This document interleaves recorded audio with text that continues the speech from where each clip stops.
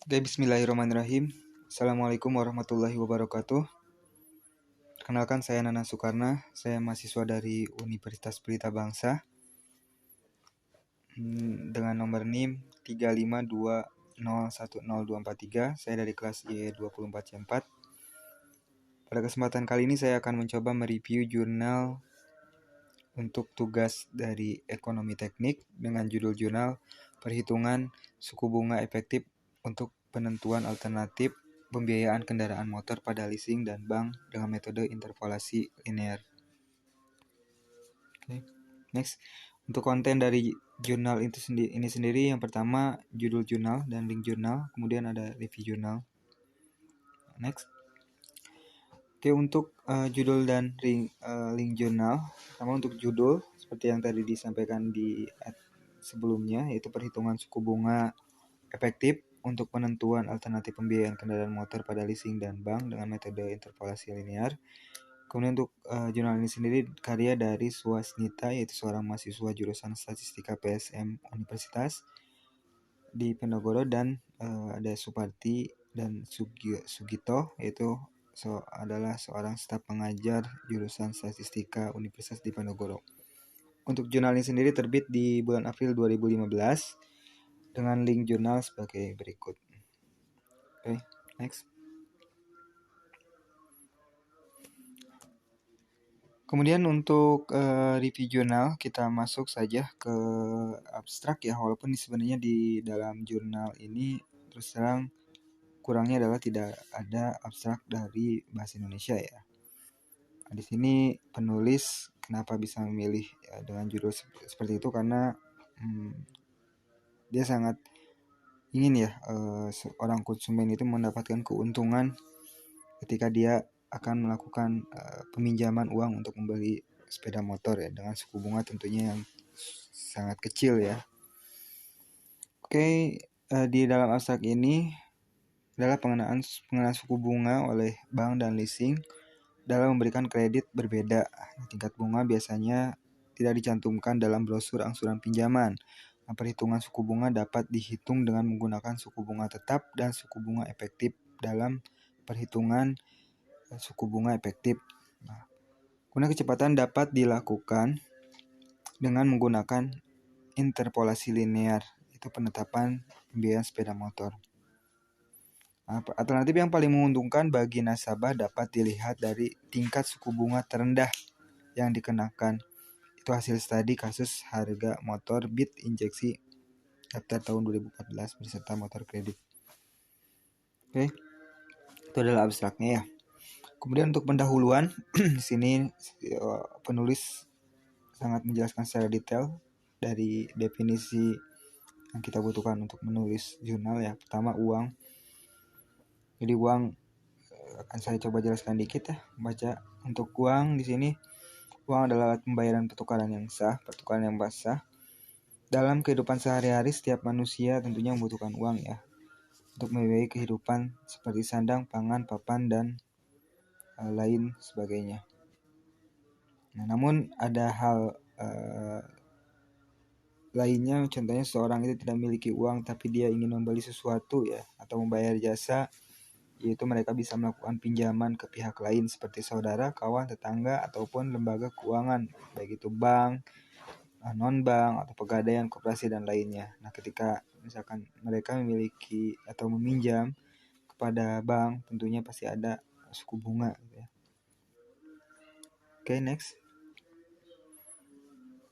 Oke, langsung ke tinjauan pustaka ya. Di sini dijelaskan untuk pengertian sewa guna usaha itu seperti apa, kemudian pengertian bank itu seperti apa, dan suku bunga.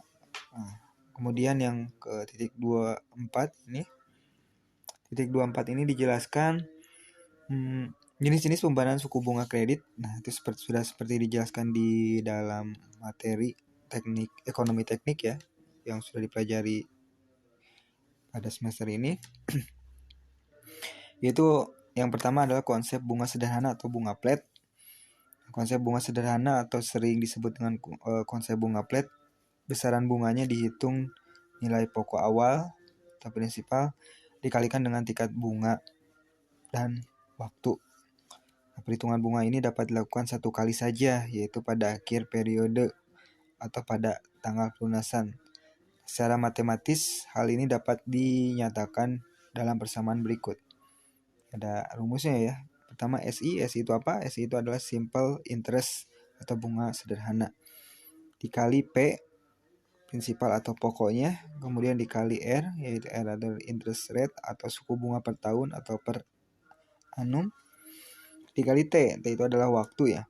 Nah, oleh karena T adalah satuan untuk tahun, nah jika misalkan T-nya itu dinyatakan dalam bulan seperti apa, dan jika dinyatakan dalam hari itu seperti apa, di sini dijelaskan di dalam jurnal ini ya. Oke. Jadi di dalam contoh misalkan untuk jumlah atau misalkan periode cicilannya itu kurang dari 1 tahun atau bulan, itu bisa dibagi 12 ya. Nah, kalau misalkan cicilannya itu di per hari ya, jumlah hari itu bisa dibagi 365 gitu ya untuk rumusnya. Sangat bagus sekali untuk jurnalnya. Nah, tadi ada suku bunga flat ya. Kemudian ada konsep bunga majemuk. Nah, konsep bunga majemuk di sini seperti yang disampaikan sudah disampaikan mungkin ya. Jadi konsep bunga majemuk itu artinya dia tidak flat ya, atau pinjaman yang kan tidak mengalami perubahan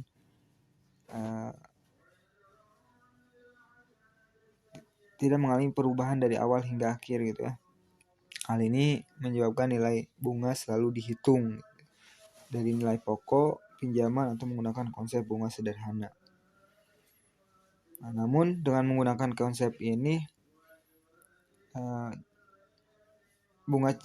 bunga yang jatuh tempo nanti ditambahkan ke nilai pokok pada akhir setiap periode bunga untuk mendapatkan nilai pokok yang baru. Nah, perhitungan bunga untuk periode berikutnya akan didasarkan pada nilai bunga baru ini dan bukan pada nilai pokok awal, begitu seterusnya ya. Oke, di sini juga ada anuitas atau annuity. Nah, annuity juga kan udah dibahas ya di dalam ekonomi teknik. Di sini juga dibahas.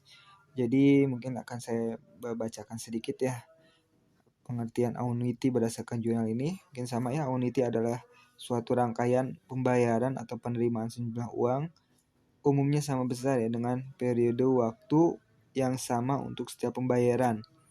Nah, pembayaran bunga pinjaman, bunga deposito, bunga obligasi, atau cicilan kredit rumah dan cicilan kredit motor atau mobil adalah beberapa contoh anuitas. Persamaan-persamaan untuk anuitas diturunkan dengan menggunakan asumsi perhitungan bunga efektif seperti dalam kehidupan nyata, bukan menggunakan flat gitu ya. Oke. Nah, untuk anuitas secara garis besar dibedakan menjadi 3 ya. Jadi ada anuitas biasa atau ordinary annuity, yaitu jika pembayaran dilakukan setiap akhir periode. Kemudian ada anuitas di muka atau annuity due, yaitu jika pembayaran dilakukan setiap awal periode. Nah, kemudian yang ketiga adalah anuitas ditunda atau deferred annuity, yaitu jika pembayaran dilakukan setelah beberapa periode gitu ya. Oke, next. Nah, sedangkan gimana sih kalau misalkan ada persamaan untuk nilai yang akan datang? Nah, dapat digunakan untuk mencari nilai akhir suatu tabungan atau nilai tabungan pada saat tertentu. Nah, lamanya waktu diperlukan untuk bisa mencapai jumlah tabungan tertentu. Nah, itu bisa menggunakan persamaan nilai sekarang atau unitas bisa disebut. Oke. Nah, di sini ada rumus secara matematisnya ya. Jadi besar nilai sekarang atau FV dari nilai suatu anuitas biasa dengan pembayaran sebesar A selama N atau periode, dan suku bunga efektif periode sebesar I. Jadi rumusnya seperti ini ya rumusnya. Oke. Oke, bagus sekali untuk jurnalnya ya. Kemudian untuk metodologi penelitian nomor 3 ya. Metode penelitian di sini pertama si penulis menjelaskan juga untuk jenis dan sumber data. Jadi untuk sumber datanya sendiri ini berasal dari PT Adira Dinamika Multifinance atau Adira ya. Kemudian ada dari PT Sentral Sentosa atau CSP. Dan data lainnya yang digunakan adalah data angsuran kredit untuk usaha yang diperoleh dari Bank Rakyat Indonesia unit Tembalang. Kemudian untuk pengumpulan datanya, jadi pengumpulan data itu dilakukan dengan wawancara ya. Benar sekali. Jadi ketika misalkan kita ingin mengumpulkan data itu emang ada dua atau misalkan cara yang termudahnya yaitu dengan melakukan wawancara ya. Dan kemudian meminta brosur pada leasing. Nah, itu salah satu juga bisa meminta dokumen terkaitnya kepada yang akan kita rekap ya untuk datanya ya. Mungkin di sini karena terkait dengan bunga jadi meminta brosur ya adalah suatu cara dalam pengumpulan data gitu ya. Oke, kemudian untuk teknik analisanya di sini analisa data dilakukan dengan menghitung dan perbandingan bunga terendah dibentuk dari leasing dan kredit bank. Program yang akan digunakan dalam pengolahan data atau tugas akhir ini adalah Microsoft Excel dan program R. Nah, untuk tahapan-tahapan analisa data ditempuh sebagai berikut. Yang pertama pengumpulan data. Oke, kemudian ada perhitungan suku bunga plat dan suku bunga efektif. Kemudian perbandingan suku bunga dan penarikan kesimpulan. Jadi kalian nanti bisa baca sendiri ya di jurnalnya mungkin kalau misalkan ingin lebih paham untuk jurnal ini. Jadi ada di link presentasi yang di atas tadi ya. Oke, next. Nah, ini sudah saatnya kita ke hasilan pembahasan. Jadi di sini hasil pembahasan pemilihan perusahaan dilakukan. Pertama dilakukan berdasarkan 2 perusahaan multifinance terbaik di Indonesia ya, yang sudah mendapatkan Indonesia Multifinance Award di tahun 2013, yaitu ada BCA ya, ada BCA dan Adira ya. Itu juara satunya di Adira dan BCA ya. BCA adalah perusahaan finance yang menangani kredit sepeda motor PT CFT atau Central Sentosa Finance. Oke. Jadi untuk kemudian ada perhitungan suku bunga plat dan suku bunga efektif leasing dan bank. Jadi di sini di dalam jurnal ini ada tabel ya. Kemudian ada tabel angsuran per bulan kredit sepeda motor leasing CFP dan ada rekapitulasi suku bunga plat melalui leasing CSP. Dan saya cuma screenshot 2 tabel aja, tapi di dalam jurnal itu ada banyak tabel ya, jadi sangat lengkap sekali jurnal ini dan ada cara-cara perhitungan juga. Oke, untuk kesimpulannya dari penulis pertama yaitu berdasarkan hasil analisis data angsuran kredit motor melalui leasing Sentosa Finance atau CSP, leasing Adira dan kredit usaha rakyat atau dari BRI dapat diambil kesimpulan 1. Pada suku bunga plat proporsi bunga dibebankan dan angsuran pokok selalu sama setiap bulan. Pada suku bunga efektif proporsi bunga dibebankan dan angsuran pokok tidak sama setiap bulan ya.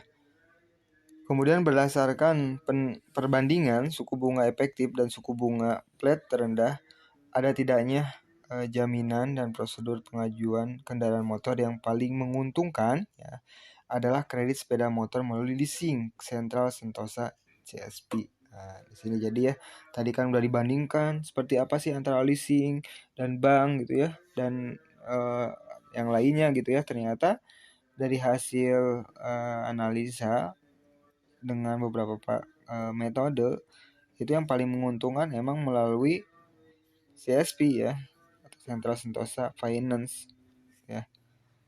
Dan tadi kan seperti yang disampaikan, CSP itu dipegang oleh BCA ya, salah satu bank dengan mendapatkan award ya. Jadi sudah jelas ya. Oke, mungkin sekian dari saya untuk review jurnal ini. saya ucapkan terima kasih kepada penulis atas ilmunya. Semoga penulis mendapatkan pahala ya yang berlipat. Kemudian terima kasih juga untuk para pendengar atau yang menyimak presentasi ini. Mudah-mudahan ilmunya dapat ilmunya ya dari review jurnal ini. Oke baik, sekian dari saya. Assalamualaikum warahmatullahi wabarakatuh.